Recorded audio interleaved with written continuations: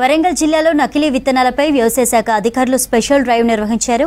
2 task force teams ఏర్పాటుతో జిల్లాలో అధికారులతో విస్తృతంగా తనిఖీలు చేపట్టారు. 7,15,000 విలువ చేసే నకిలీ పత్తి విత్తనాలను అధికారులు సీజ్ చేశారు.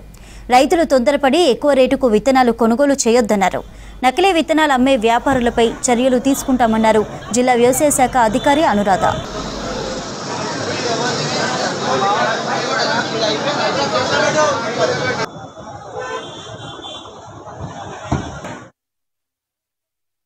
సీజన్ స్టార్ట్ అయింది కాబట్టి విత్తనాలు కూడా వచ్చి ఉన్నాయి. ఈ విత్తనాలు ప్రాపర్గా అంటే నకిలీవి కానీ రాకుండా ఉండడానికి నాణ్యమైన విత్తనాలు రైతులకి అందించడానికి మన జిల్లాలో 2 టాస్క్ ఫోర్స్ టీమ్స్ వేయడం జరిగింది. కలెక్టర్ గారు, డీసీపీ ఆధ్వర్యంలో పోలీస్ డిపార్ట్మెంటు, వ్యవసాయ శాఖ అధికారులు కలిసి 2 స్క్వాడ్ టీమ్స్ ఏర్పాటు చేయడం జరిగింది.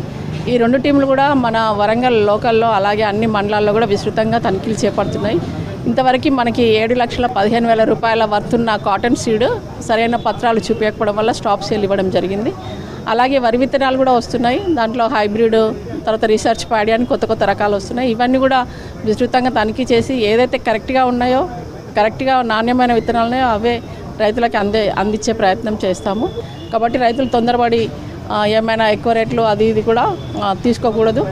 ఒకవేళ ఎక్కువ రేట్లు కానీ ఎక్కడైనా ఎవరైనా అమ్మినట్లయితే మా దృష్టికి వచ్చినట్లయితే తప్పకుండా ఈ విత్తనాల దుకాణదారుల మీద అలాగే కంపెనీల మీద యాక్షన్ తీసుకోబడుతుంది.